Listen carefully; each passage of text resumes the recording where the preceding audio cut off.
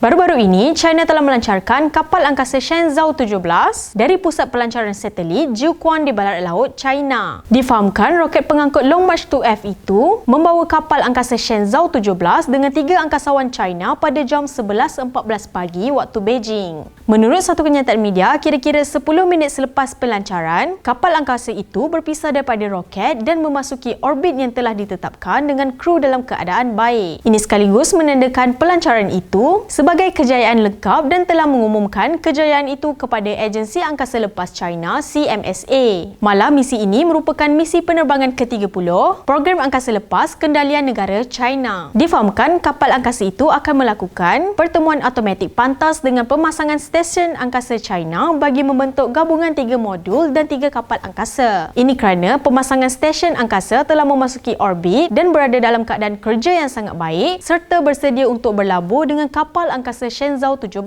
Selain itu, dalam satu kenyataan yang sama, kru Shenzhou 17 dengan Tang Houbu sebagai komander, Tang Shenji dan Jiang Xinling sebagai pengendali dijadualkan berada di orbit selama kira-kira 6 bulan. Ketiga-tiga mereka dikenali sebagai barisan termuda negara mengikut umur purata dengan komandor Tang pada 48, operator Tang pada 34 dan Jiang pada 35 sejak pembinaan stesen angkasa bermula. Kru Shenzhou 17 ini akan menjalankan beberapa siri tugas termasuk ujian dalam orbit sains angkasa dan muatan aplikasi, aktiviti extravehicular, pemasangan muatan extravehicular dan penyelenggaraan stesen angkasa. Sementara itu, mereka juga akan terus menilai prestasi fungsi pemasangan stesen angkasa, memperoleh data dan pengalaman berharga dalam operasi stesen angkasa dan menilai penyelarasan dan keserasian pusat sokongan darat. Terdahulu, kapal angkasa Shenzhou 16 yang dibawa roket Long March 2 FY16 telah berjaya dilancarkan dari pusat pelancaran satelit Jiuquan di barat laut China. Misi Shenzhou 16 ini merupakan misi penerbangan pertama selepas projek penerokaan angkasa lepas China memasuki fasa pengaplikasian dan pembangunan. Melihat kepada kejayaan yang dicapai oleh negara China ini, maka tidak heranlah bagaimana negara China boleh mendominasi bidang sains dan teknologi. Ini sekaligus membuktikan kemampuan dan kekuatan negara China dalam bidang sains dan teknologi tidak boleh disangkal lagi. China inspirasi dunia.